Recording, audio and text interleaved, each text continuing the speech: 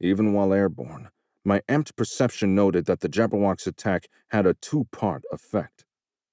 The fiery beams seared through the turret, wall, and the ground as they swept across the area. Then, the explosive eruption from wherever the rays touched was a secondary effect that fired in the wake of the primary attack. Mental note: don't get touched by the rays. I rolled as my body tumbled into the ground. The movement spread the force of the impact as my body flipped up over my shoulders, and I pushed off, flinging my torso upright as I landed on my feet. I wiped my dew-slicked hands on my pants before pulling the pistols from the holsters at my hips. Then I ran to the northeast. I hoped to get some distance between myself and the fort before making an attempt to lure the beast away. I looked over and saw that the monster was charging after the people again, the runners continuing to flee toward the fort. The Jabberwock hopped onto the fort pit blockhouse with one leg, preparing to use the building's height to push itself up into another gliding bound. Instead, the last remaining structure of the colonial-era fort collapsed under the monster's weight, and its leg plunged through the roof of the old building. The creature's momentum instantly stalled as it fell. Taking advantage of the opportunity, with the Jabberwock caught in place, I stopped running and carefully aimed at the beast. Most of the creature's body was protected by dark green scales, but there was one obvious place where I could hurt it. I fired the projectile pistol first, then squeezed the trigger on the beam pistol. Both attacks landed on target simultaneously, and the Jabberwock howled as its right eye exploded from the combined damage. I almost celebrated the creature's cry of pain, but the green health bar above the monster only dropped the barest amount from the attacks.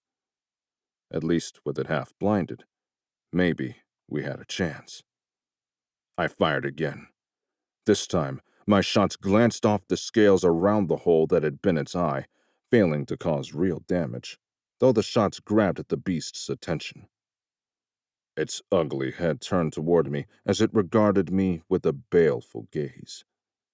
Then the soul eye grew bright, and I sprinted as fast as I could. Heat flashed behind me, and I desperately dove forward, expecting the fiery beam to sweep across me at any moment. Instead, the burning sensation at my back cut off suddenly as the Jabberwock gave another cry, and I looked back to find that others had taken advantage of my distraction.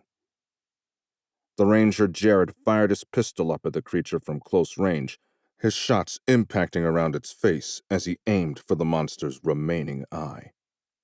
The Jabberwock twisted its head up and away from the attack, protecting the eye but exposing the underside of its neck, where the scales were smaller and more yellow than the larger emerald scales that protected most of the creature. Zeke had ascended the rubble of the blockhouse, and his giant hammer smacked into the finer scales at the base of the creature's neck, just above where the torso flared out into the wider shoulders that supported the wings and the forward set of arms. The big man drummed his weapon into the same spot several times without seeming to have much effect. Then he hesitated, and the head of his hammer glowed. He spun the glowing weapon in a complete circle overhead before slamming the strike home. Several scales shattered beneath the blow, and shards of shattered scales sprayed out from the impact. The Jabberwock howled again, flinching as the two men continued their attacks. Then, Jared's weapon ran out of ammo.